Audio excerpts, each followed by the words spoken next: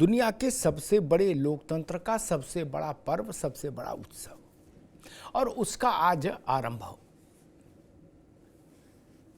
देश भर में 102 लोकसभा क्षेत्रों में आज मतदान हुआ और 102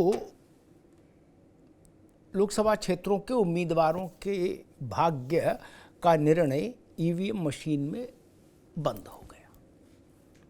इसमें 8 लोकसभा क्षेत्र उत्तर प्रदेश के हैं। अब माना यह जाता है कि पश्चिम से उत्तर प्रदेश में हवा बनती है जो मध्य रुहेलखंड और बुंदेलखंड होती हुई पूरब तक जाती है, उत्तर प्रदेश के बिहार के सीमा तक।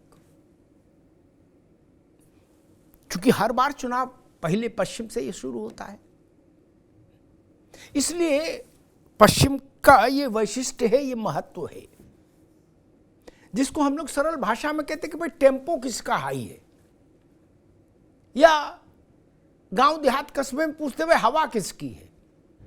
तो चुनाव में बाकी सब एक तरफ, ये हवा का खेल भी बड़ा है कि हवा किसकी है। जो बहुत सक्रिय नहीं है राजनीतिक तौर पर मतदाता, वो अपने इलाके के सक्रिय लोगों से पूछता भाई किसकी सुनवाई है, किसकी चल रही है, कौन जीत रहा है, जो जीत रहा है उसी की तरफ चलो। इसलिए आपने देखा होगा कि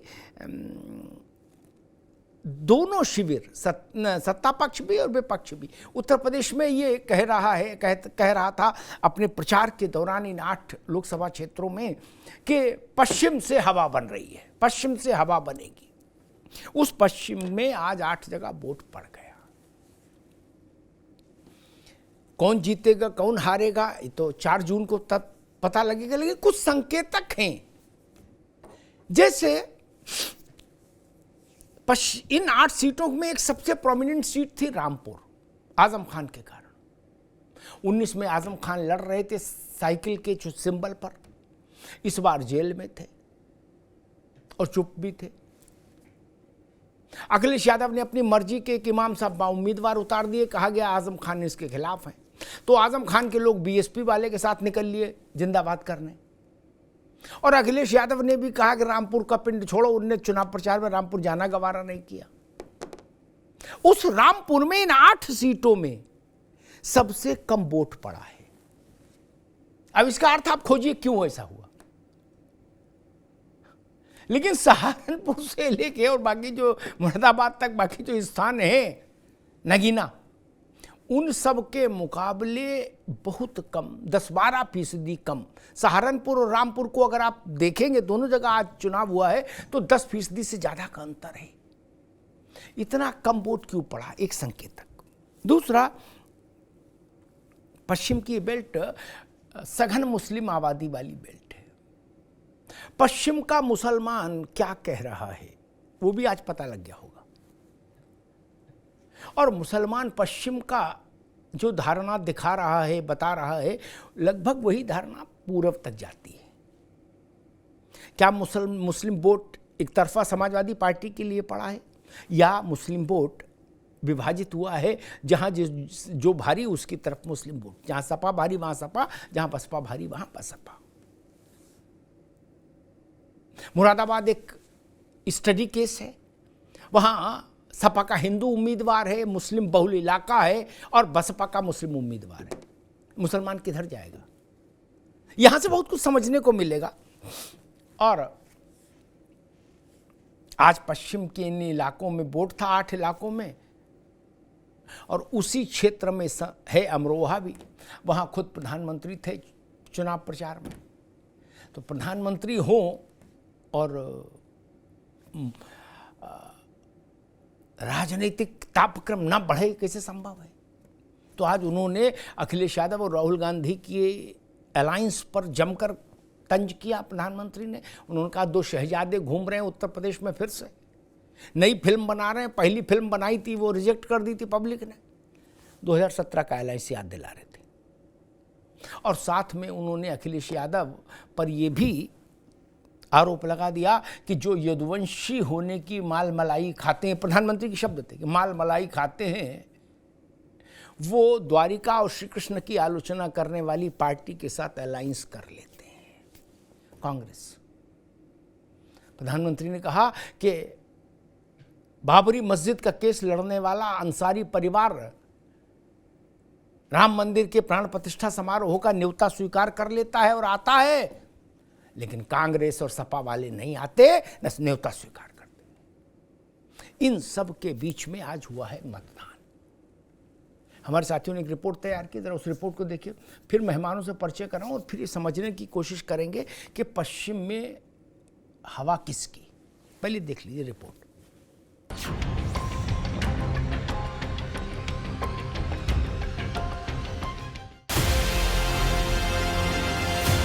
जनता के बीच में कमल का फूल खिलेगा प्रचंड।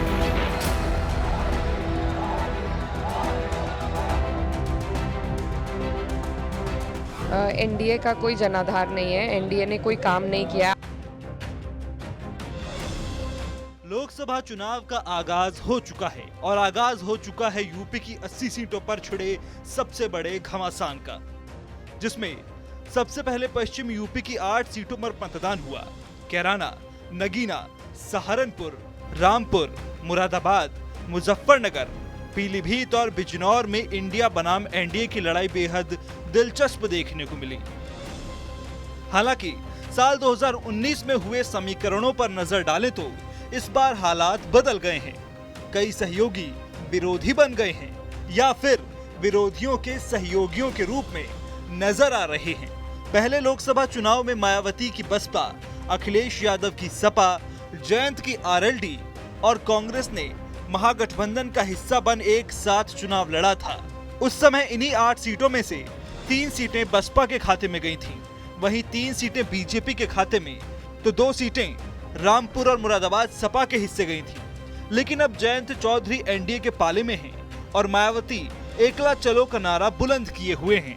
लिख लो, योगी जी के नेतृत्व में 14 का रिकॉर्ड टूटेगा, 19 का रिकॉर्ड टूटेगा और 14 और 19 दोनों रिकॉर्ड तोड़ करके इस बार उत्तर प्रदेश नया इतिहास बनाने वाला है। 2019 से लेकर 2024 आते आते जमीनी समीकरण भी काफी बदल गए हैं। पश्चिम में जहां बीजेपी के खिलाफ राजपूतों की नाराजगी देखने को मिल रही थी, तो वहीं मुजफ्फरनगर से बीजेपी प्रत्याशी संजीव बालियान के खिलाफ लोगों में नाराजगी की बात संगीम सोम कहते हुए नजर आए।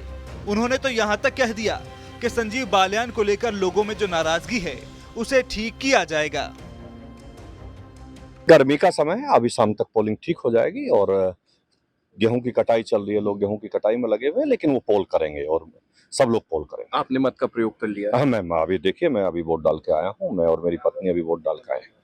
अच्छा, आपसे तो ये खैर पूछना थोड़ा सा अलग हो जाएगी बात कि मत किस मुद्दों को लेकर कराए, क्योंकि आपको तो पूरा 400 पार का तमगा उठा के चलना और मेहनत आपने उस चीज को लेकर करी है। लेकिन सरधना विधानसभा है और लोकसभा मुजफ्फरनगर है, इस सीट में थोड़ा सा डामाडोल क्यों लग रही है चीजें? देखिए, मुझे नहीं लगता, थोड़ा संजीव बालियान जी के प्रति नाराजगी है लोगों के अंदर, लेकिन हम ठीक कर लेंगे। संजीव बालियान जी का लगा है लोगों को कि भाई 10 साल आए नहीं है, काम नहीं किया है, लेकिन हम लोग उस सब पर नहीं जा रहे हैं। हम देखते हैं क्या है, वो दिक्कत होगी तो ठीक करें। उधर सहारनपुर, कैराना और नगीना भी सत्ताधारी बीजेपी के लिए टेढ़ी खीर दिखाई पड़ रहे हैं, तो वहीं विपक्ष के लिए भी कठिन है डगर इन सभी सीटों की, क्योंकि नगीना में जहां चंद्रशेखर चुनौती बने हुए हैं, तो वहीं कैराना में कांटे का मुकाबला है। एनडीए का कोई जनाधार नहीं है, एनडीए ने कोई काम नहीं किया। आज वो काम के बलबूते पे वोट मांगने में बिल्कुल असफल हैं, तो इसीलिए बेकार की बातें कर रहे हैं। उनको बात करनी चाहिए क्योंकि वो 10 साल से सत्ता में है। बात करें बाकी सीटों की तो बिजनौर, पीलीभीत के साथ साथ रामपुर और मुरादाबाद की सियासी महाभारत में सपा के लिए अपनों का चक्रव्यूह सजा है। बीते चुनाव में सपा ने रामपुर, मुरादाबाद जीती थी। इस बार अपनों की बगावत और आजम वर्सेस अखिलेश के कलेश ने सपा को संकट में डाल दिया है। तो 2019 के मुकाबले 24 की इस बिसात पर सवाल यही है कि 8 सीटों के इस रण का कौन होगा सिकंदर। आज प्रश्न केवल एक, पश्चिम से हवा किसकी बनी। जीता कौन हारा कौन ये तो 4 जून को पता लगेगा। हवा किसकी बनी, मुझे लगता है यही सबसे महत्वपूर्ण बात है। क्या कोई हवा बनी है, और अगर बनी है तो फिर वो किसकी हवा है, किसकी हवा टाइट हुई और किसकी हवा बन गई, ये महत्वपूर्ण विषय है आज का। मेहमानों साहब का परिचय करा दें। आनंद दुबे हैं, प्रवक्ता भारतीय जनता पार्टी, आनंद जी का स्वागत है। प्रोफेसर भुवन भास्कर जोशी हैं, समाजवादी पार्टी के प्रवक्ता, जोशी साहब का बहुत स्वागत है। रोहित अग्रवाल जी हैं, आरएलडी के प्रवक्ता, रोहित जी का बहुत स्वागत है। मनीष अग्रवाल साहब हैं, राजनीतिक विश्लेषक, मनीष जी का बहुत बहुत स्वागत। मनीष जी, राजनीतिक लोगों के पास चले उससे पहले आपके पास आते हैं। 8 सीटों पर मतदान हुआ, भाजपा सपा बसपा सबको इसी का इंतजार था कि भाई यहीं से हवा बनेगी, जिसको हम लोग सहज लोक भाषा में कहते हैं कि यहीं से चुनाव उठेगा, यहीं से टेम्पो हाई होगा। वोट पड़ गया, हवा दिख रही है क्या कोई, और अगर दिख रही है तो किसकी? कोई टेम्पो बना दिख रहा है, और दिख रहा है तो फिर किसका? मनीष जी। जैसा मैं आपके वक्तव्य से जान रहा था, भाजपा ने जो एक लाभार्थी नाम का नया वोट सेगमेंट क्रिएट करा है, उसकी हवा है। वो irrespective of caste and creed है, उसमें हिंदू मुस्लिम सिख ईसाई सब है। और भाजपा ने वो जो डेंट करने की कोशिश करी है, और उस डेंट करने में जितना वो कामयाब रही है 2019 के चुनावों में और 22 के चुनावों में, तो आप देखिएगा मुस्लिम वोटों का और यादव वोटों का बड़ा अच्छा ध्रुवीकरण मध्य प्रदेश में भी और उत्तर प्रदेश में भी भाजपा की तरफ दिखा है। तो लाभार्थी सेगमेंट मुझे लग रहा है आज के वोटों में सबसे ज्यादा हावी रहा है, और उसने अपना धर्म जात पात छोड़ के सिर्फ विकास को, डेवलपमेंट को वोट दिया है, और ये प्रदर्शित करने की कोशिश करी है कि हम प्रधानमंत्री की विकास की योजनाओं को, देश के आगे की ले जाने की योजनाओं को, और जो सहायताएं हमें सरकार दे रही है, हम उसके पक्ष में। जी ठीक बात। मनीष बाबू ने जो बात कही वो बड़ी मार्के की बात है। हम traditional election coverage, style of election coverage जो है ना, उसी में फंसे रहते हैं। ठाकुर, बामन, बनिया, सैनी, जाट, यादव, यादव में भी घोसी और कमरिया, क्या इससे आगे दृष्टि नहीं डालते। इसीलिए कई बार हम लोगों के अनुमान भी गलत हो जाते हैं, क्योंकि हम इसी में फंसे रहते हैं। क्यों वीडियो आ गया बोले पूरे प्रदेश के ठाकुर, एक ठाकुर नाराज है भाजपा से, फिर दूसरा वीडियो आया बोले सारे त्यागी नाराज हैं, फिर तीसरा आया सैनी नाराज है। तो मुझे लगा फिर चुनावी क्यों लड़ रहे भाजपा, जब बता ही दिया वीडियो वालों ने कि सभी नाराज हैं। लेकिन ये भी जो बात मनीष जी कह रहे हैं बड़ी महत्वपूर्ण बात है कि जिसको लाभ मिला वो किसी की नहीं सुनता भाई साहब ना। वो देखता है कि मुझे घर मिला, मुझे लाभ मिला, बात खत्म हो गई। खैर, रोहित अग्रवाल जी आपसे भी पूछ लें किसकी हवा है? अमिताभ जी देखिए, एक जो नारा है ना, मैं उसी से शुरुआत करूंगा। कहां पड़े हो चक्कर में, कोई नहीं है टक्कर में। सब साफ हो गया, बिल्कुल क्लियर हो गया। पश्चिम उत्तर प्रदेश की 8 की 8 सीट 4 जून को मैं आपके साथ जब होऊंगा, तब आप मुझसे कह रहे होंगे आज समाजवादी पार्टी वाले और कांग्रेस वालों के फोन नहीं उठे, तो इसलिए भाई गेस्ट नहीं है मेरे पास उसके, ठीक है ना। तो स्थिति बिल्कुल साफ है। पश्चिम उत्तर प्रदेश की जनता ने लाइनों में लग के खड़े होके कह दिया कि जो देश के विकास के साथ है, जो देश की तरक्की के साथ है, पश्चिम उत्तर प्रदेश की जनता उसके साथ है। 102 सीटों पे मुझे कहीं कोई टक्कर ही दिखाई नहीं पड़ रही है। मुझे तो आप ये बतवा दो, गिनवा दो आप अमिताभ जी, आप बड़े विश्लेषज्ञ हो, आप बड़े पत्रकार हो, कि आपको कहां चुनाव दिखाई पड़ा? आपको सिवाय फ्रस्ट्रेशन की इंडिया गठबंधन के प्रत्याशियों के अंदर कुछ दिखाई पड़ा? सुबह से रोना शुरू कर दिया, यहाँ ईवीएम खराब है, यहाँ पे साहब पुलिस वाला डंडा चला रहा है, यहाँ पे साहब पता नहीं इन्हीं के प्रत्याशी, वो इनको कैसे पता चल जाता है कि ये वोटर इनका है जिसके ऊपर डंडा चल रहा है। भाई हमको कोई समस्या नहीं हो रही थी, कहीं वो साहब वोटिंग स्लो हो रही है। ये जो बहानेबाजी शुरू हो जाती है, ये दिखा देता है कि भैया चुनाव प्रचार करने तो गए नहीं आप। जब प्रचार करने की बारी आई तो 8 सीटों में से कितने पे राहुल गांधी और अखिलेश यादव संयुक्त रूप से गए? तब तो गाजियाबाद गए थे वहां प्रेस कॉन्फ्रेंस करने। तो जनता के बीच में जाने से जो व्यक्ति डरते हों, उनको आपको लगता है कि जनता उनको प्यार देने वाली है या अपना वोट देने वाली है, कीमती वोट? ठीक है रोहित, अभी रुकना होगा। एक बार सब मेहमानों को ले आए फिर सेकंड राउंड में। जी देखिए, ये इंडिया गठबंधन जितना कीचड़ फैलाएगा, नल उतना तेज चलेगा और उतनी तेज कमल खिलेगा। तो इसलिए कोई लड़ाई नहीं है, सब समाप्त है। ठीक। रोहित अग्रवाल कह रहे हैं कहाँ पड़े हो टक्कर में, चक्कर में, कोई नहीं टक्कर में। लेकिन 2-3 बातें बड़ी महत्वपूर्ण हैं। मध्य प्रदेश के एक राजनीतिक विश्लेषक ने कांग्रेस के एक बड़े नेता से ट्विटर पर पूछा कि बाकी सब छोड़ो, लेकिन प्रियंका जी, सोनिया जी, राहुल जी, खड़गे जी, ये इनमें से कोई भी मध्य प्रदेश क्यों नहीं आ रहा? तो उन्होंने कहा कि क्या करें आके, सारे महत्वपूर्ण लोग तो भाजपा में चले गए, अब वो जा क्या करें। जोशी जी स्थिति ये भी है। राहुल जी अव्वल तो आए नहीं, अखिलेश जी चलो ईद का इंतजार कर रहे थे लेकिन ईद के बाद तो निकले। राहुल जी तो आए नहीं, आखिरी दिन आए देहरी छूने, बॉर्डर पर है रेडिसन ब्लू, क्या बॉर्डर पर देहरी छुई, बोले नमस्ते गाजियाबाद, पश्चिमी Uttar Pradesh, tata bye bye, हो गया डन, और वापस चले गए। और एक सवाल उठ रहा है जोशी जी, वो पर्टिकुलरली आपसे है कि पिछली बार कहा गया कि बाई इलेक्शन रामपुर में इसलिए हार गए कि वोट नहीं पड़ने दिया शासन ने, प्रशासन ने, ठीक, अन्यथा तो कई लाख से जीत ही जाते। चलो, इस बार सहारनपुर और रामपुर में एक ही दिन में वोट पड़ा जोशी जी, आज ही, क्या 11% का अंतर है। क्यों? रामपुर से कोई बवाल की भी खबर नहीं आई कहीं से, चाचा जेल में हैं, कहीं कोई सुगबुगाहट भी नहीं, अखिलेश जी ने रामपुर की ओर मुंह ही नहीं किया, वो भी झंझट नहीं, इमाम साहब सुबेरे से शेरवानी पहन के जरूर हमको दिख रहे थे। फिर ऐसा क्यों कि वोट परसेंटेज इतना कम, 8 सीट में सबसे कम वोट रामपुर में पड़ा। जोशी जी देखिए अमिताभ जी, जो वेस्टर्न यूपी की 8 सीटों का जिक्र भी आप कर रहे हैं और जो अन्य सीटें हैं पूरे देश की उसमें जहां आज भी मतदान, उनका भी जिक्र आप कर रहे हैं, लेकिन आज मैं मुद्दे पे रहना चाहूंगा जो 8 सीटें हुई जी। कौन सा राजनीतिक दल ऐसा है जिसमें मान फुटोवल की स्थिति, आपकी जो टीम ने सर्वे करा है, उस सर्वे में भी मैं बयान को सुन पा रहा था और वहां पर ये नारे क्या नहीं लगे कि मोदी तेरी मोदी से कोई बैर नहीं, संजीव बालियान तेरी खैर नहीं। ये हमारे लोगों ने लगाया, विपक्षी लोगों ने लगाया, ये भारतीय जनता पार्टी के लोग लगाने का काम कर रहे हैं, मुझे पहला विषय। और दूसरा, मुझे लगता है कि जो ये चुनाव हो रहा है 2024 का, आज स्थिति अलग है। हमारे भारतीय जनता पार्टी के साथी बैठे हैं, लोकदल के गठबंधन के साथी बैठे हैं। आज जो चुनाव है ये रिपोर्ट कार्ड का चुनाव है।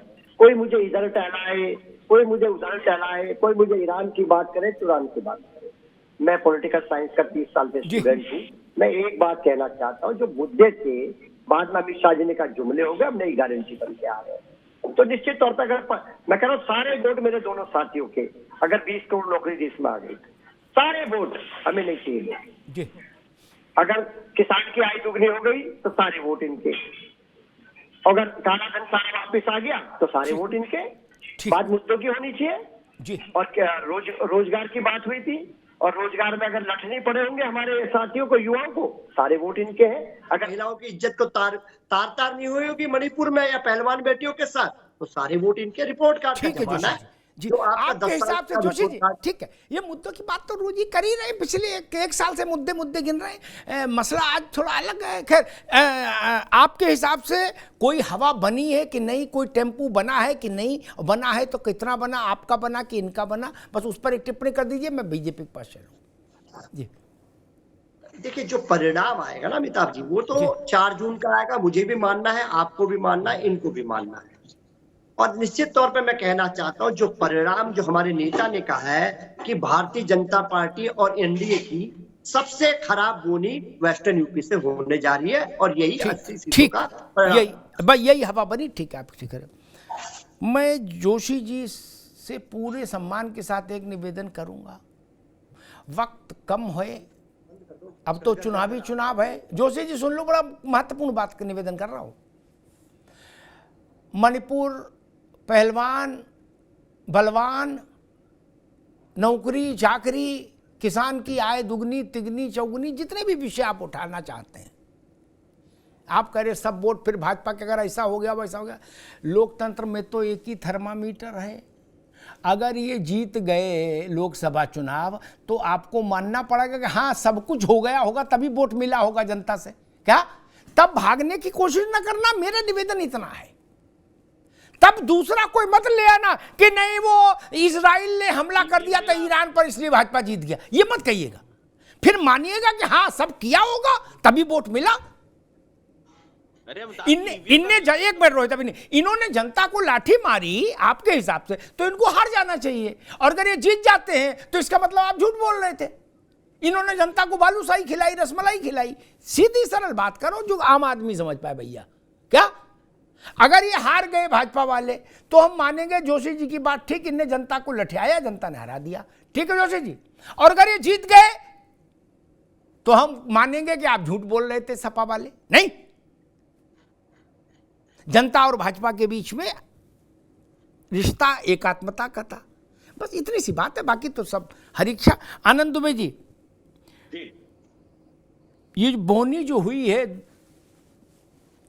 यहां से सालक शुरू होती है, कैसे देख रहे हैं? क्योंकि पश्चिम के इस इलाके का हर चुनाव में महत्व यही होता है कि भाई यहीं से दरवाजा खुलता है तो एक जो इंप्रेशन है वो जाता है बनारस तक, पूरे उत्तर प्रदेश में ट्रेवल। आदमी पूछता है, सबके सब जगह संपर्क है, अब तो संचार क्रांति है।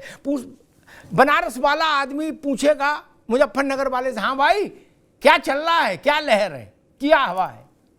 तो क्या हवा है, क्या दिख रहा है?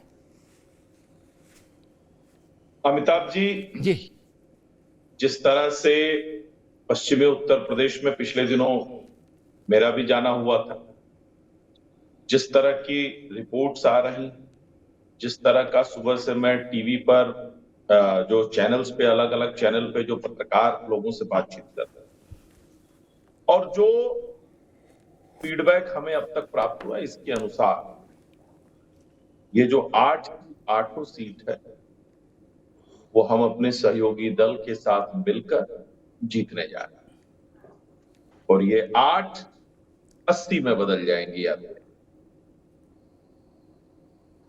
और सपा शून्यता में पहुंच जाएगी। पिछली बार 5 मिली थी, इस बार मुझे उम्मीद पूरी है कि समाजवादी पार्टी शून्य पे रहे। एक बात जो आपने बहुत महत्वपूर्ण कही कि सपा का कहना है कि हमने कुछ नहीं किया, हमने कुछ नहीं किया, ये तमाम चीजें, मैं तो जब बैठता हूं पूरा डेटा गिनाता हूं, बार बार मैं तो अब डेटा गिना के भी नहीं, अब डेटा मत गिनो, अब डेटा का टाइम चला गया, अब तो वोट का टाइम, अब कहां डेटा सुन रहा कोई। अब आप बताइए अमिताभ जी, हम कह रहे थे, हमने कहा कि 2014 में हमने जो घोषणा पत्र जारी किया वो उम्मीद का घोषणा पत्र था। 2019 में विश्वास वाला घोषणा पत्र था कि उम्मीदों पर खरे हुए अगर हमने काम किया है तो उस विश्वास पर हमें वोट दीजिए। जनता ने 2019 में हमें 2014 से ज्यादा सीट दी, 2 करोड़ वोट हमें ज्यादा मिल गए, सीटें हमें ज्यादा मिली 2019 में। इसके बाद इसके बीच में 17 में उत्तर प्रदेश में विधानसभा चुनाव हुए, हम जीत के आए। उसके बाद हम गए और जनता ने फिर हमें आशीर्वाद दिया, लेकिन उसके बावजूद समाजवादी पार्टी के प्रवक्ता, इनके नेता यही कहते हैं कि धोखे से चुनाव जीते। उत्तर प्रदेश में कई जगह पे हमको चुनाव हरा दिया गया, वो तो हम जीत रहे थे, भाजपा ने हरवा दिया। अगर आप ये कहते हैं, पैमाना यही है, तो हर बार जीत के बाद आप ईवीएम को दोषी क्यों ठहराते हैं? आप सरकारी मशीनरियों को क्यों कोसते हैं? आप क्यों नहीं स्वीकार करते हैं कि जनता के मन को हम नहीं पढ़ पाए या जनता से हम कम्युनिकेट नहीं कर पाए, इसलिए हम चुनाव हार गए, हम जनता की सेवा आगे करेंगे, ये बात आपको माननी चाहिए। देखिए अमिताभ जी, एक लाइन में मैं आपको बता देता हूं, इस समय पूरे देश में सिर्फ एक नेता है, नरेंद्र मोदी जी, जो जनता से कम्युनिकेट कर रहे हैं, बाकी लोग निगेट कर रहे हैं। हम संवाद कर रहे हैं, बाकी लोग विवाद कर रहे हैं। हम जनता को ये बता रहे हैं, साहब हमने ये किया, आगे हम ये करेंगे। ये जनता से कह रहे नहीं नहीं, संविधान खत्म, लोकतंत्र की हत्या, अब देश में चुनाव बंद हो जाएगा, सारी एजेंसियां ठप हो गई हैं, सब खत्म हो गया है, देश बर्बाद हो गया। जी ठीक, यहाँ देश में भी कह रहे हैं, विदेश में जी। भी कह रहे हैं। अच्छा, जनता देख रही है कि ऐसा कुछ नहीं हो रहा है, ठीक है, तो जो नहीं हो रहा है उसको आप बताने की कोशिश करेंगे ठीक। और जो हो रहा है उसको झुठलाने की कोशिश करेंगे, जी। तो जनता तो ये जानती है, समझती है कि आप क्या कह रहे हैं, आपकी मंशा क्या है। मनीष जी, मैं एक ज़मीन पर खड़े होकर जब चीज़ों को देखने की कोशिश करता हूँ तो मेरा ये विश्वास हमेशा से रहा कि भाई जो भी लाभ जनता को होता है वो किसी को उसकी कैंपेनिंग करने की ज़रूरत नहीं पड़ती, ना पॉजिटिव ना नेगेटिव। पॉजिटिव को ज़रूरत नहीं, चूंकि जनता को मालूम है ये स्कूल किसने खुलवाया मेरे गांव में, ये सड़क किसने बनवाई, ये बिजली खंबा कौन लाया। और निगेटिव जब आप करते हो तो जनता आपको फर्जी घोषित कर देती है, चिढ़ जाती, कहती देखो झूठा बोल रहा, स्कूल खुल गया करा नहीं खुला, क्या इसका मतलब ये लंपट है।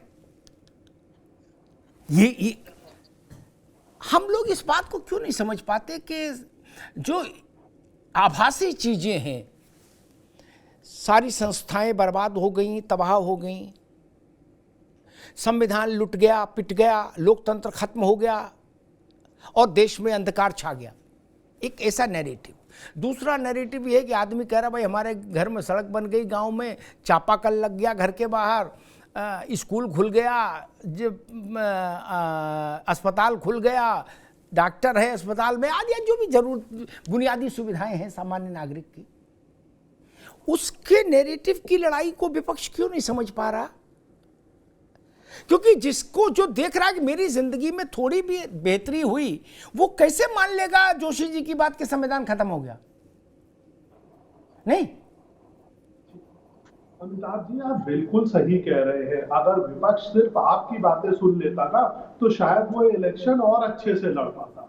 विपक्ष को ये समझना पड़ेगा कि जनता हमें बार बार क्यों नकार रही है। इसका मतलब हम जो मुद्दे लेके जा रहे हैं वो मुद्दे हम उन तक नहीं पहुंचा पा रहे हैं, वो लोग उन मुद्दों को एक्सेप्ट नहीं कर रहे हैं। ये पहला चुनाव भाजपा नहीं जीतने जा रही है, 14 जीती, यूपी में 17 जीती, फिर 19 जीती, फिर 22 जीती।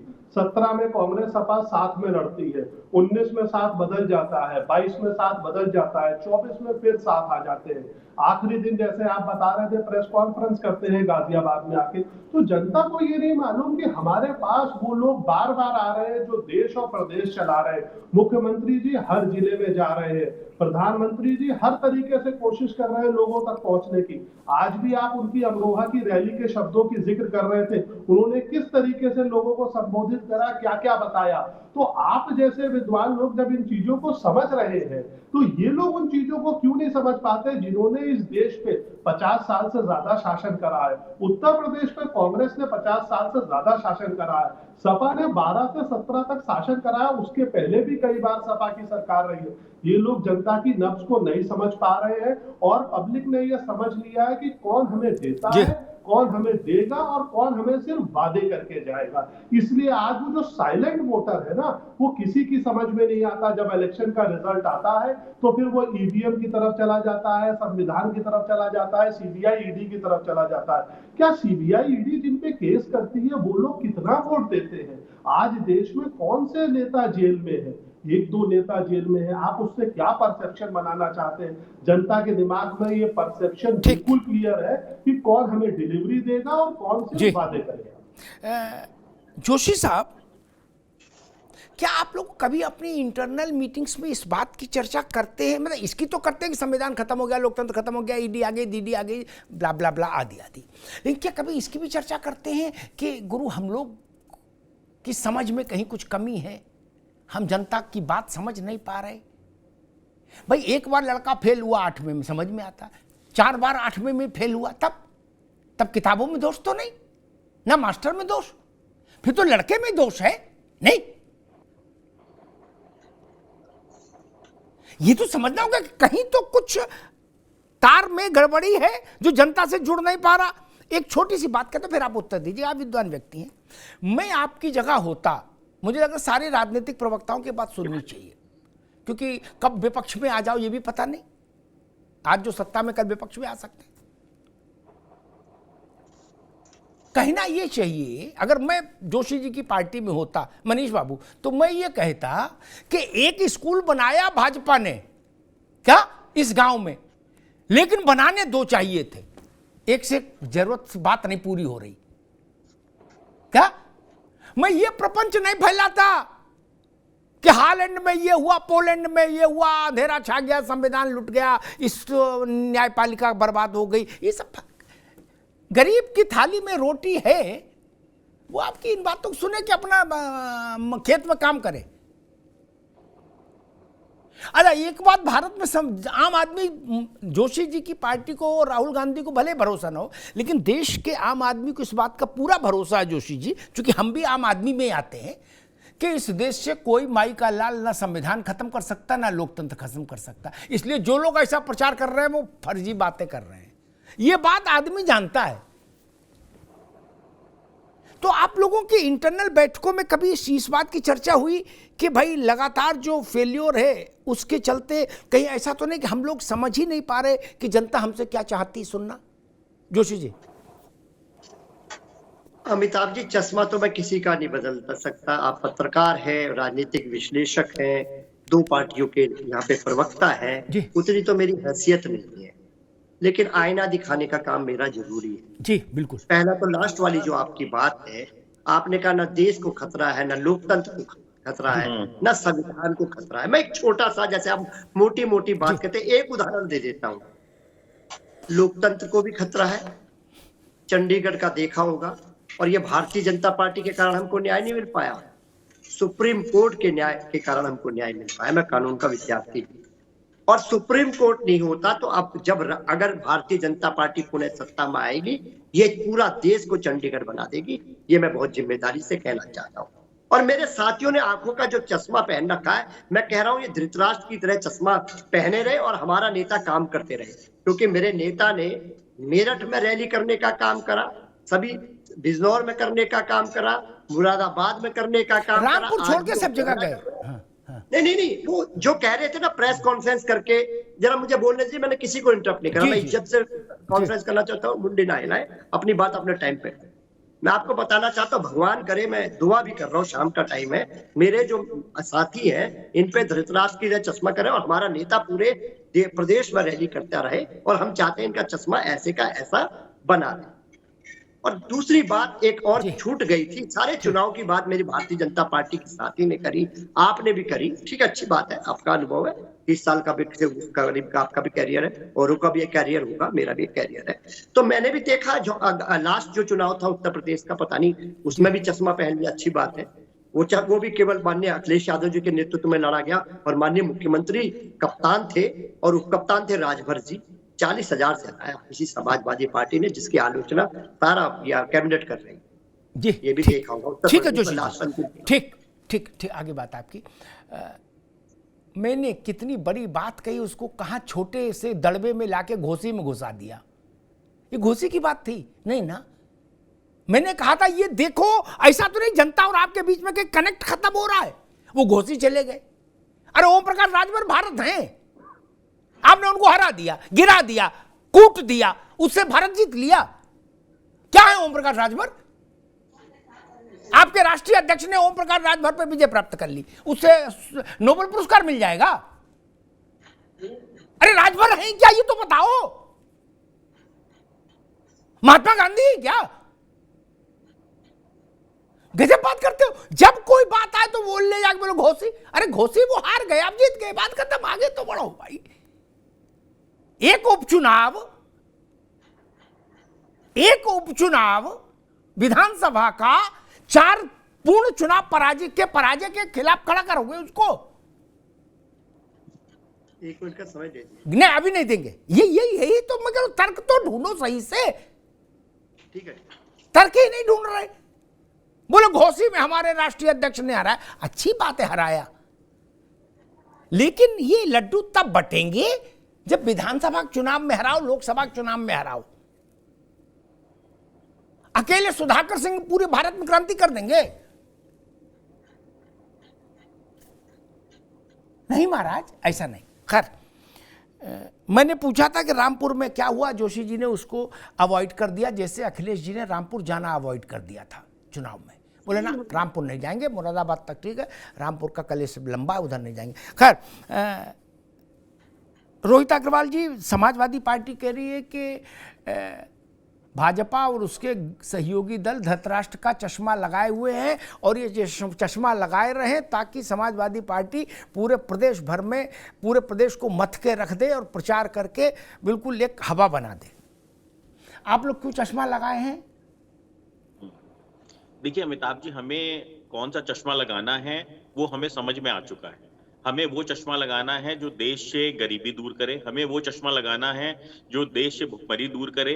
अगर देश की आजादी के 75 साल बाद भी सरकार को आज भी रोटी, कपड़ा, मकान, सुरक्षा, शिक्षा और चिकित्सा पे अगर काम करना पड़ रहा है तो जो 60 साल राज करके गए हैं उनको जवाब देना चाहिए कि भाई 60 साल में आपने किया क्या है।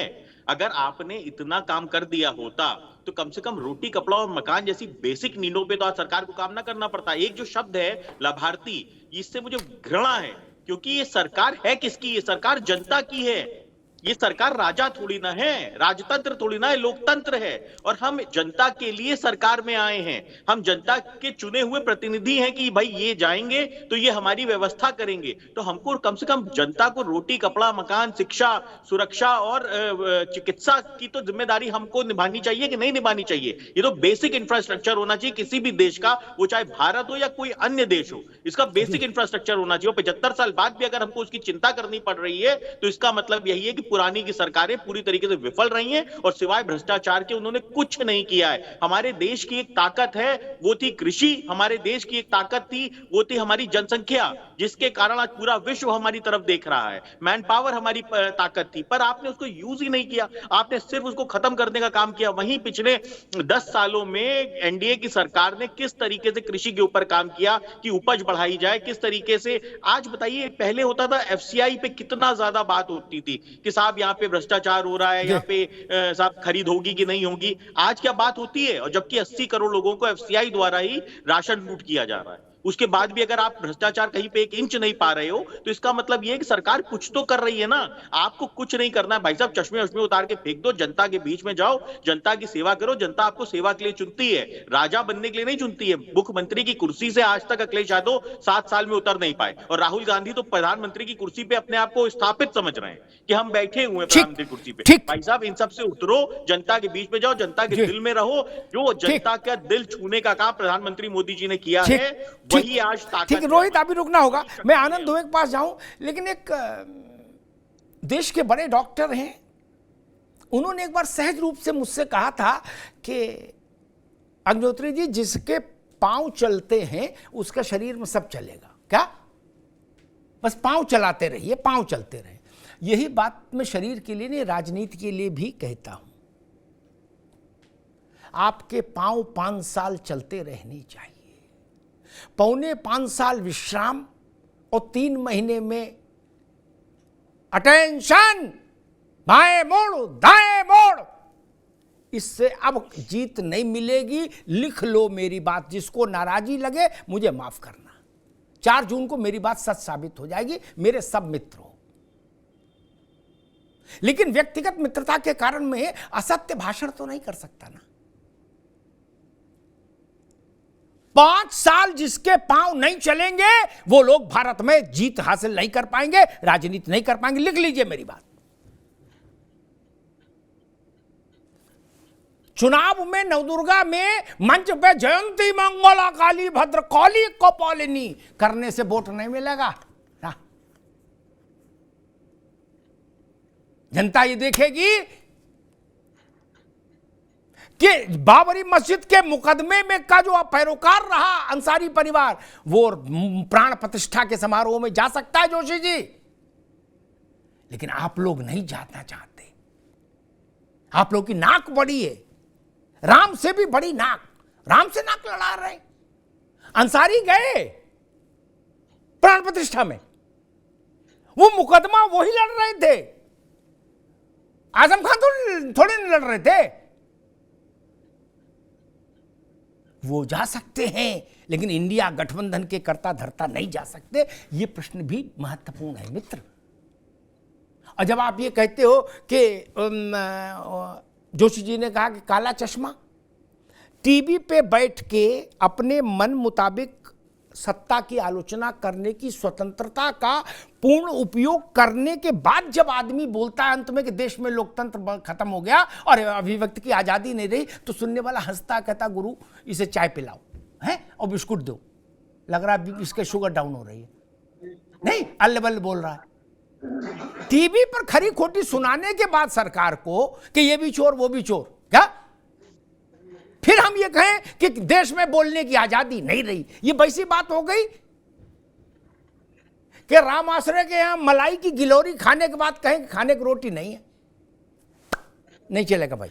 आनंद दुबे जी, समाजवादी पार्टी कह रही है कि भाजपा ने काला चश्मा लगा लिया बिल्डिंग वाला, और अच्छा है इनको दिखाई नहीं दे रहा, हम उसी वक्त जो है जल्दी से फरफर करके पूरे प्रदेश में अपना वो प्रचार अभियान चरम तक पहुंचा दे रहे हैं। देखिए अमिताभ जी, हमने जो चश्मा लगाया है उस चश्मे का नाम है सबका साथ, सबका विकास और सबका विश्वास, ये जिससे हमें पूरा देश एक जैसा दिखाई दे रहा है। पूरे देश की जनता की सेवा करना हमारा काम है, जिसके जरिए हमने तमाम चीज की है, तमाम योजनाएं, मैं बार बार क्या गिनाऊं, तमाम उपलब्धियां क्या गिनाऊं, लेकिन एक बहुत स्पष्ट चीज है कि समाजवादी पार्टी ने कौन सा चश्मा लगाया था अपने कार्यकाल में 5 साल में कि उन्हें दंगों में झुलसता हुआ उत्तर प्रदेश नहीं दिखता था, गुंडों की गोलियों की तड़तड़ाहट की आवाज इनके कानों में नहीं गूंजती थी, किसानों की बदहाली बर्बादी इनको नहीं दिखती थी, युवाओं की नौकरी पैसे लेकर पूछी जारी होती थी। ये कौन सा चश्मा था, कौन सी कंपनी ने इनको बना के दिया था कि सब कुछ इनको दिखना ही बंद हो गया था? इन्हीं लोगों के कार्यकाल में चीनी मिलें उत्तर प्रदेश में बेची गई। अमिताभ जी, ये सबको पता है। चौधरी चरण सिंह जी के इलाके में रमाला में जो चीनी मिल थी उसको भी बंद करने का काम किया इन लोगों ने, जिसे हमारी सरकार ने शुरू किया। बंद पड़ी चीनी मिलों को हमने शुरू किया, किसानों को गन्ने का सही भुगतान देने का काम किया और समयबद्ध तरीके से भुगतान कर रहे हैं, किसानों को सम्मान निधि देने का काम किया। इनके समय में क्या होता था, किसानों की जमीन पे कब्जा कर लो, चीनी मिलों को बेच दो और झूठ बोलो बैठ के टीवी।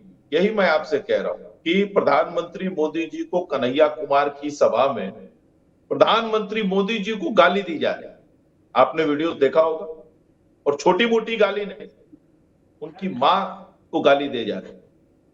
तेजस्वी यादव के मंच से रामविलास पासवान जी की पत्नी को गाली दी जा रही है, चिराग पासवान जी की माता जी को गाली दी जा रही है, वो भी मां बहन की गाली दी जा रही है। कवासी लखमा साहब वहां कह रहे हैं मोदी मरेगा, मोदी मरेगा। इधर शिवपाल जी कह रहे हैं कि वोट नहीं दोगे तो हिसाब किताब करेंगे। इमरान मसूद कुछ कह रहे तमाम। अब कौन सा लोकतंत्र चाहिए भैया? आपका वो वाला लोकतंत्र दे दें कि आप आए और सीधे खंजर रखे और कहें चलो ऊपर निकल जाओ, तब माना जाएगा कि आप लोकतंत्र के प्रहरी हैं या लोकतंत्र। आप ऐसा कौन सा लोकतंत्र चाहते हैं भाई? आप मंच से गाली दे रहे हैं, आप सरकार को कोस रहे हैं, आप लगातार जो करना है कर रहे हैं, फिर भी आप हम पे आरोप लगा रहे हैं और आपके आरोप हमेशा झूठे होते हैं। अमिताभ जी, ये जो लोग कहते हैं ना हम पे कि ये सरकार ईडी सीबीआई से डरा रही है, इन्हीं पार्टी के मुखिया मुलायम सिंह यादव चीख के कहते थे कांग्रेस पार्टी हमको सीबीआई से डरा रही है, हमको जेल भेजना चाहती है। उनके बयान है, आप गूगल करिए, निकल जाए। मुझसे भी इंटरव्यू में कहा था। हाँ, लालू यादव जी के खिलाफ तो जितना कुछ हुआ सब कांग्रेस की सरकार में हुआ। ठीक, आनंद जी अभी रुकना होगा और कहा, लेकिन आज उन्हीं के साथ गठबंधन में है। जोशी जी, एक दृष्टांत छोटा सा, फिर आप अपनी बात कीजिए। राहुल जी ने अभी कहा कि जो कुछ भ्रष्टाचार हो रहा उस सबका केंद्र प्रधानमंत्री हैं। ठीक, इतना बड़ा और इतना तीखा आरोप लगाने के बाद भी पूर्ण सुरक्षा में, पूर्ण सम्मान में है, जहाज में, सड़क पे, होटल में, दाएं में, बाएं में, मंच पर, रैली में राहुल जी हैं ना प्रतिष्ठापित क्या? क्या उनके वाणी पर कोई प्रतिबंध लगाया किसी ने? और जहां लोकतंत्र नहीं होता है तो वहां तो किम जोंग जैसी स्थिति होती है। मेरी समझ छोटी है तो मुझे ऐसा लग रहा है वहां तो आप ऐसा नहीं बोल सकते कि बोल सकते। अगर यहां बोल रहे हैं और बोलने के बाद भी आनंद है, परमानंद है, तो इसका मतलब लोकतंत्र खाया पिया है, मजबूत है नहीं। पहले तो आनंद दुबे जी को बता दूं, हमारे आदरणीय मोदी जी किस प्रकार की संवैधानिक शालीन भाषा बोलते हैं। मैं आपको याद दिला दूं, 100 करोड़ की गर्लफ्रेंड हमारे गंभीर नेता मोदी जी बोलते हैं। और आपको याद दिला दूं, किसान की विधवा हमारे आदरणीय मोदी जी बोलते हैं। ये ऐसे शब्दों का प्रयोग करते हैं। आप दूसरों की बातें तब करिए जब आपके नेता क्या बात करते हैं। पहला विषय, इससे लोकतंत्र खत्म हो गया। नहीं, अगर शब्दों का प्रयोग हुआ तो लोकतंत्र खत्म। एक मिनट, ठीक है। बदतमीजी वाली डिबेट नहीं करूंगा अमिताभ जी मैं। जी भाई, अभी रुक जाओ रोहित जी, केवल प्रोफेसर साहब जी। जोशी जी नाराज नहीं, अभी चुनाव 8 चरण चलना है, आज तो एक निपटा है, अभी 7 अध्याय बाकी हैं, तब प्रसाद बटेगा। रुक जा भैया, जनता वोट नहीं दे रही, वो वोट के लिए लाइन में खड़े हैं, आप कह रहे हो नाराज ना हो। नाराज होना तो लाजमी है। अरे रुको भाई, केवल जोशी जी की आवाज। जी जोशी जी। आनंद दुबे जी, किसानों की बात से शुरू करता हूँ, सबका जवाब दूंगा। किसानों के लिए आपने क्या करा 10 साल के आदरणीय मोदी जी के कार्यकाल में, 7 साल के आदरणीय योगी जी के कार्यकाल में? जो मैंने देखा है, किसानों के लिए सबसे पहला जो आपने गिफ्ट देने का काम करा वो है थार की धार लेके गृह मंत्री का बेटा निकल गया और थार चढ़ा दी किसानों में। अब आतंकवादी की आवश्यकता नहीं है, क्रिमिनल की आवश्यकता नहीं है, आपका एक कार्यकर्ता ही बहुत होता है। पहला विषय। और क्या करा आपने किसानों के लिए? 750 किसान आपके नेतृत्व में मारे गए, योगी जी के और मोदी जी के। अब आ जाइए आपने किसानों के लिए और क्या करा। अब कांटों से स्वागत होता है और जवान और किसान आपके मोदी जी की सरकार में आमने सामने, मोदी जवान किसान को ठोक रहा है, बॉर्डर में हमने देखने का काम करा। ये इस तरह का देश आपने बनाने का काम करा। अब आ जाइए युवाओं की बात पे। युवाओं के लिए क्या क्या किया आपने? आपको बताना चाहता हूँ, परीक्षा लीक आपके भारतीय जनता पार्टी के नेता करा रहे। कन्नौज का बेटा सुसाइड कर रहा है, पुलिस की हमारी बेटी सुसाइड करने का काम कर रही है। और नौकरी ठीक है जोशी जी, अभी रुकना होगा। मैं ठीक आगे अच्छा, आपने अच्छी से अपनी पार्टी की बात रखी। मैं इसमें एक बुनियादी सवाल है, कई बार ये विषय आता है और मुझे लगता है अनंत काल तक आता रहेगा। तो मैं कोशिश करता हूँ कि भैंस खूंटे पर रहे, गाय खूंटे पर रहे, भागे नहीं खूंटा तोड़ के, भैंस के मुद्दे पर रहे। मनीष जी, पॉलिटिकल लोग पास नहीं जाऊंगा। मैं एक बात से बड़ा हैरान, मैं तो कम पढ़ा लिखा आदमी हूं, मनीष अग्रवाल। मैं कह रहा हूं जोशी जी की सारी बातें सही, सच 100% नंबर इनको दे दिए। मेरे जैसा आदमी नहीं मिलेगा उधार, 100% दे दिए। किसान, महिला, युवा, दलित, मुसलमान, ओबीसी, सबका नाश भाजपा ने कर दिया जो ये कह रहे हैं। ठीक, इसका मतलब भाजपा को एक भी सीट नहीं मिलनी चाहिए लोकसभा में। भाई जब सब वोट तो इन्हीं को देना है, ऐसा तो नहीं कि वोट जापान वाले दे जाएंगे चुपके से रात के अंधेरे में आके। जोशी जी कह रहे सारे किसानों के ऊपर, देश भर के किसानों के ऊपर गाड़ी चढ़ा दी भाजपा ने। तो जब इतना हीनियस मामला हो गया तो अब तो एक वोट मिलेगा नहीं। और मेरी समझ कहती 60% लोग किसान हैं, 50% में महिला है, आधी आबादी, 32% युवा है। तो ये तो 100 से आगे निकल गया। इसका मतलब इन तो माइनस में जाएंगे, जमानत जब्त होगी इनकी, हारेंगे ही नहीं। मोदी जी या एक आध को छोड़कर शायद जमानत बच जाए उनकी, सपा के मुताबिक, बाकी तो किसी की बचेगी नहीं। और अगर मैं आपसे पूछना चाह रहा हूं, अगर इसका उल्टा हुआ, जोशी जी अभी नहीं आएंगे आपके पास, अगर इसका उल्टा हुआ तब क्या माना जाए? अग्रवाल साहब। अमिताभ जी, आप बिल्कुल सही कह रहे हैं। ये लोग उस चीजों को एस्टिमेट नहीं कर पा रहे। इन सारे मुद्दों पे अभी 5 महीने पहले ही 5 राज्यों का चुनाव हुआ था ना, तब भी तो ये सारे मुद्दे जनता के सामने थे। क्यों फिर अभूतपूर्व जीत आती है मध्य प्रदेश में? क्यों कांग्रेस राजस्थान हार जाती है? इसलिए हार जाती है कि वो मुद्दे जनता से जुड़े नहीं है। आप जैसे बार बार कह रहे हो, क्या ये एक बार बोलेंगे कि अगर ये मुद्दे उल्टे होते हैं, अगर भाजपा प्रचंड बहुमत से आती है 400 पार से, तो क्या ये लोग उसकी जिम्मेदारी लेंगे? बिल्कुल नहीं लेंगे। फिर सारी चीजें ईडी, सीबीआई और ईवीएम पे चली जाएगी। इसीलिए इन्हें वो मुद्दे ढूंढने पड़ेंगे जो इनके जनता से जाके जोड़े।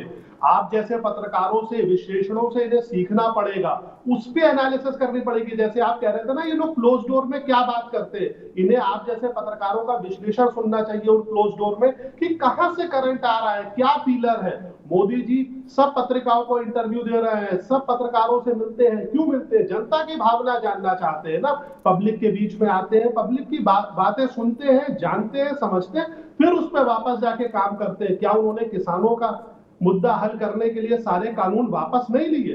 क्या उसका श्रेय नहीं देंगे? उन्होंने उस चीज को माना कि हमें इस पे अभी और काम करना है, हम फिर से वापस लेके आएंगे और अच्छे तरीके से लेके आएंगे। अगर जनता हमारी बात इस बार नहीं समझ पाई है, हम फिर कोशिश करेंगे, लेकिन आप उन पे अपने विचार थोपोगे नहीं, आप उनको समझने की कोशिश करोगे। जी ठीक मनोज जी, रोज भाई अभी सब लोगों सबको अवसर मिलेगा। आनंद जी, मैंने अभी माननीय जोशी जी की सारी बातें मान ली हैं क्या, और इनकी सारे आरोप मानने के बाद उसका स्वाभाविक परिणाम ये दिख रहा है कि आप जितनी भी सीटों पर लड़ रहे हो चुनाव, मुझे पता नहीं कितनी लड़ रहे हो टोटल, जितने पर लड़ रहे हो सब में आपकी जमानत जब्त हो जाएगी। ये 10 वोट भी आपको नहीं मिलेगा पूरे देश में, क्योंकि जब महिला, किसान, युवा और किन किन का बताया, सबका आपने गड़बड़ कर दिया। ठीक, तो वोट तो यही देंगे, ऐसा तो नहीं कि अमेरिका वाले वोट कोई पार्सल कर देंगे कि ये ले लो। और अगर ऐसा नहीं हुआ तब नैतिकता ये कहती है कि फिर विपक्ष को सार्वजनिक तौर पर आकर ये कहना चाहिए कि नहीं हमारे आरोप गलत थे। आनंद जी। अमिताभ जी, नाव कागज की छोड़ दी हमने, है समंदर अब तेरी जिम्मेदारी। लोकतंत्र के समंदर में पार्टियां नाव की तरह है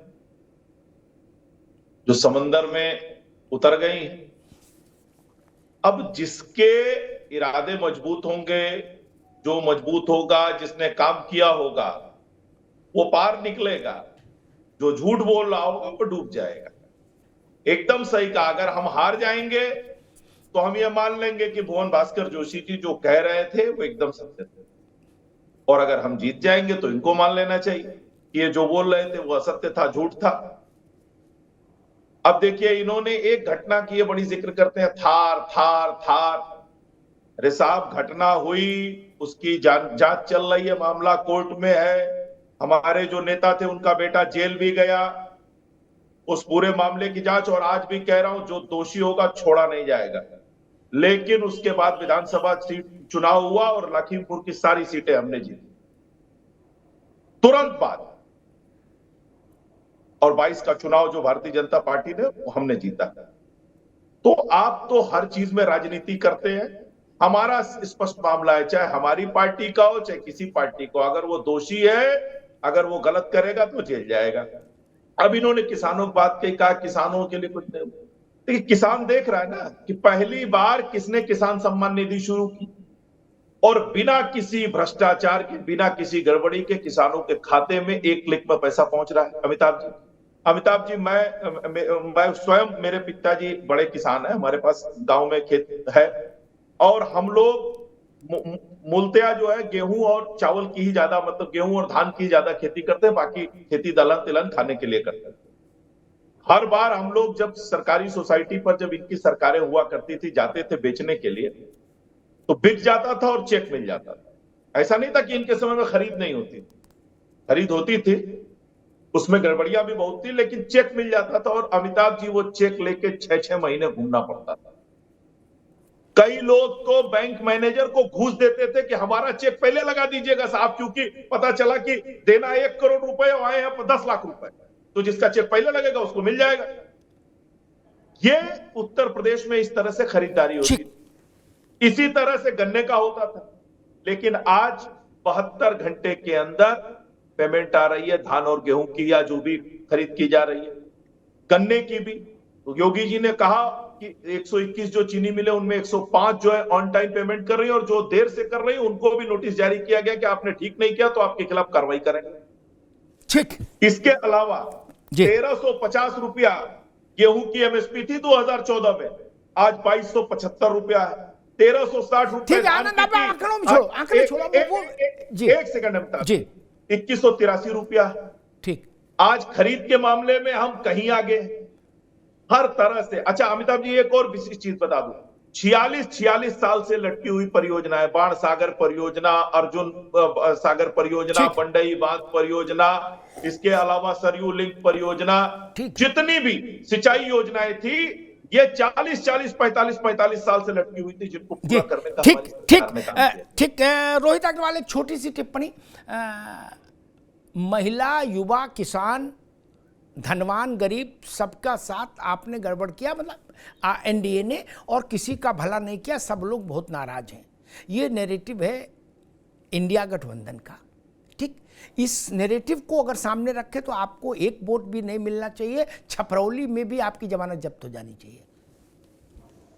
देखिए अमिताभ जी, जब हम इनके साथ थे तो उस भरी मीटिंग के अंदर माननीय जयंत चौधरी जी ने राहुल गांधी जी से कहा था कि आप एक तरफ कह रहे हो कि ईवीएम में गड़बड़ी, ईवीएम खतरे में, और उसी ईवीएम से चुनाव लड़ने के लिए हम लोग जा रहे हैं, तो कम से कम बात तो ऐसी करो जो जनता को भी समझ में आए। माननीय जयंत चौधरी जी ने प्रस्ताव रखा था कि जिस चीज का आप विरोध कर रहे हो उसी चीज के साथ आप लोकतंत्र के अंदर कैसे जा सकते हो भाई। तो कम से कम ऐसी बातें मत करो जो जनता को भी समझ में ना आए कि आप कह क्या रहे हो। देखिए एक बहुत बेसिक चीज है, बहुत जनता को समझ में आएगी। किसान के परिवार से बेटा नौकरी करने क्यों जाता था?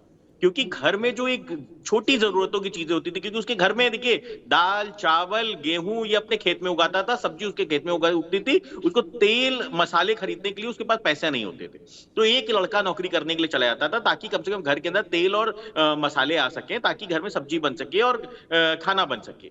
आज जो सम्मान निधि का ये मजाक उड़ाते हैं, ये वही तेल और मसाले के लिए है, ये वही छोटी जरूरतों के लिए किसान के कि अगर थोड़ी सी बीमारी हो जाएगी तो उसके लिए जो 100 रुपए उसके खर्च होंगे वो कहां से आएंगे, उसका ये मजाक उड़ाते हैं कि 2000 रुपए की सम्मान निधि में क्या कोठी बनेगी? भाई साहब वो कोठी नहीं बनेगी, पर वो रोज की जरूरतों की चीजों को पूरा करेगा। ठीक है, समय कम है रोहित, समय कम है जी। जोशी साहब, एक छोटी टिप्पणी, सारे आरोप लग गए, अब आरोपों में मत जाइएगा। चलिए अब ठीक है, अब जोशी जी फिर बाब वो आरोपों में चले जाएंगे, समय ज़्यादा लगेगा। मैं बहस का जो अंतिम चरण है ना, उसी से बात रखूंगा। मैं तो कह रहा हूं, इस अब चुनाव जब शुरू हो गया तब थेतरई से कोई लाभ नहीं। थेतरई मतलब बकलोली, ये पूरब के शब्द है, बकलोली मत करिए। किसान के डंडा मारा भाजपा ने तो किसान को दर्द खुद वो होगा, वो खुद सबक सिखा देगा। वो सपा से पूछेगा कि मुझे डंडा मारा कि नहीं मारा? नहीं ना। मुझे किसी ने भूखा रखा तो पड़ोसी बताएंगे, मुझे नहीं समझ आ रहा मैं भूखा हूं। और अब तो ईवीएम का समय है, बटन हमें फैसला सुनाने का हक हासिल है, वो समय आ गया। अगर सरकार से हम असंतुष्ट होंगे तो सरकार वापस नहीं आएगी, लौट कर लिख लीजिए। और अगर सरकार से देश संतुष्ट है तो ये मोदी सरकार वापस लौट के आएगी तीसरी बार। मैं सिर्फ इतना कह रहा हूं कि तब आपको यह स्वीकार कर लेना होगा 4 जून को। अगर आप आ गए तो भाजपा वालों को स्वीकार करना होगा कि आपसे देश प्रसन्न नहीं था, आपकी योजनाएं देश ने नामंजूर कर दी और इनकी बातें सही थी। और अगर भाजपा आ जाए तो राहुल गांधी से लेकर अखिलेश यादव तक सबको एक ज्वाइंट स्टेटमेंट तो जारी करना चाहिए, नहीं कि हम समझ नहीं पाए देश का मन मिजाज और हमने जो आरोप लगाए उनको वापस लेते हैं, वो आरोप फर्जी निकले। यही ना अग्रवाल साहब, कायदे की बात तो यही है। पड़ोसी कह रहा है कि रामलाल ने श्यामलाल को गोली मार दी, श्यामलाल कह रहा हमारे यहां तो कोई मरे नहीं, बोले नहीं मार दी इसने गोली। अरे भाई मार दी तो मुकदमा करेगा श्यामलाल। मैं इस बहस में नहीं पड़ रहा। मैं क्यों कहूं कि भाजपा ने कितने हैंडपंप लगवाए, वो भाजपा बताएगी। लेकिन मैं सिर्फ इतना कह रहा हूं, अगर चरण सिंह से लेकर और जयंत तक के परिवार ने उस पश्चिम के इलाके के लिए कुछ नहीं किया होगा तो इनको लोग घर बैठा देंगे। इनको मुगले आजम है, हराया, कई बार हराया। मुझको याद है जोशी जी, मैं चुनाव नहीं लड़ा लेकिन मैंने बड़ों बड़ों को चुनाव लड़ते देखा बहुत करीब से, हारते जीतते। जब अजीत सिंह जी हार गए चुनाव वो पहली बार हारे थे तो बहुत बड़ी घटना थी, दूसरी बार में तो उतनी बड़ी नहीं थी जब सोमपाल शास्त्री ने उनको हराया था। पहली बार जीवन में हारे था चरण सिंह का बेटा, पहली बार। सोमपाल मेरे पास मिलने आए। सोमपाल जी, मैंने पूछा सोमपाल जी आप जीते हो कि अजीत सिंह हारे हैं? वो 1-2 मिनट तक पॉज ले गए, समझ गए एक सरल प्रश्न नहीं है। उन्होंने कहा ना हम जीते नहीं, अजीत सिंह हारे हैं। क्या जनता किसी की बपौते में है क्या? कमलनाथ छिंदवाड़ा से हार चुके हैं, कमलनाथ छिंदवाड़ा से। मैंने 2 ही उदाहरण दिया, अजीत सिंह का हारना वहां से और कमलनाथ का वहां से। राहुल गांधी अमेठी से हार गए और आप कह रहे हो हमको देश के नब्ज की समझ। अरे अमेठी की नब्ज तो समझ लेते पहले यार, इंटरनेशनल हो रहे हो। अमेठी की समझ लेते, माथे पर कालिक तो नहीं लगती। अभी भी वक्त है, पहले अमेठी रायबरेली सेट कर लो, फिर देश में आगे बात हो। जनता को टेकन फॉर ग्रांटेड मत लीजिए। सब लोग कहते बीएसपी का वोट लगातार गिर रहा है। मैंने कहा उनके प्रारब्ध अच्छे हैं कि अभी भी 12% है, अब कितना आएगा अगली बार मुझे पता नहीं जून में रिजल्ट, लेकिन 4.25 साल तो दर्शन ही नहीं होता। 3 महीने में इतना वोट है, ये भी बहुत है नहीं? 3 महीने में इतना वोट बचा है, लड्डू बांटो। जोशी जी ये बात मैं सबके लिए कह रहा हूं। अच्छा, जिनके पास सरकार है, मेरी बात न्यूट्रल होकर सुनिएगा, जिनके पास सरकार है उन्हें दफ्तर में भी बैठना है और ना चाहे या ना चाहे फाइलों से भी लड़ना है और मीटिंग्स में भी जाना है, प्रेजेंटेशन भी सुनने हैं। क्या विपक्ष वालों को मनरेगा में काम नहीं करना, रियल एस्टेट का बिजनेस नहीं है कि क्या करें, मकान किराए दिलाने का काम भी कर रहे हैं, ऐसा है नहीं? क्या भव्य है, दिव्य है, महल है, उड़न खटोले हैं, सुबह 6 बजे उठ के 6:30-7 तक नहा धो के बैठ जाओ क्या, और रात तक मेहनत करो। कोई और काम तो है नहीं कि कोई और काम है? बोले नहीं वो वर्ल्ड बैंक में हम जाते हैं सलाह देने, ऐसा तो है नहीं। 5 साल आप लोग सक्रिय क्यों नहीं रहते? मैं पूछता हूं लोगों से, मनीष जी, मैंने एक देश के बड़े नेता हैं, उनके बारे में पूछा उनकी पार्टी के लोगों से, तो उन्होंने मेरा हाथ दबा दिया, बोले आप तो भाई अग्निहोत्री जी। क्या मैंने कहा मुझे आप उनकी 24 घंटे की दिनचर्या बताओ, आखिर वक्त काटते कैसे हैं? कहीं जाते नहीं, किसी को बुलाते नहीं, किताब पढ़ने का शौक नहीं, फिल्म देखते नहीं, क्या क्या करते हैं? और घर में कोई है नहीं, घर में कोई है नहीं उनके, क्या वक्त कैसे कटता है? सिक्योरिटी बाहर रहती है, अंदर तो कबूतर भी नहीं जाता, क्या कुत्ता भी नहीं पाला कि चलो उसी से खेले। करते क्या है? पहले ये तो दुरुस्त करो भैया। आखिरी बात कह के बात समाप्त कर दूंगा। जोशी जी, जब योगी आदित्यनाथ, मेरी बात को गौर से सुनिएगा, ये व्यक्तियों का मसला नहीं, ये प्रवृत्ति का और कार्यशैली का मसला है। जब योगी आदित्यनाथ पश्चिम में 50 रैली कर चुके थे, 50 लिखिएगा कागज पर, तब अखिलेश जी निकले थे, बोले किधर है रैली बताओ। क्या जब ये 50 निपटा चुके थे, और राहुल जी अखिलेश जी से भी बड़े हैं, तो उनने कहा कि प्रचार समाप्त हो गया, बोले हाँ समाप्त, बोले आप चलेंगे प्रचार में, होटल में, क्या कॉफी पर प्रचार कर देंगे थोड़ा। आपने पत्रकार से कह दिया ये भाजपा वाला है, भाजपा का सवाल पूछ रहा, इससे वोट नहीं मिलेगा। पत्रकार को 2 गाली और ज्यादा दे लो, उससे वोट मिलता है? नहीं। पत्रकार की तारीफ करो या निंदा करो, इससे वोट घटता बढ़ता नहीं। वोट तो जनता आपको आंक रही है, वहीं से तय होगा। मेरा नपना एक, भाजपा हारे तो भाजपा ने शासन गलत किया, ये पूरी जिम्मेदारी से कहना चाहिए, और भाजपा तीसरी बार सरकार बना के आए तो ये कहना चाहिए इंडिया गठबंधन वाले झूठ बोल रहे थे। इसमें लाई लप्पा नहीं चलेगा, लप झप नहीं चलेगा। धन्यवाद।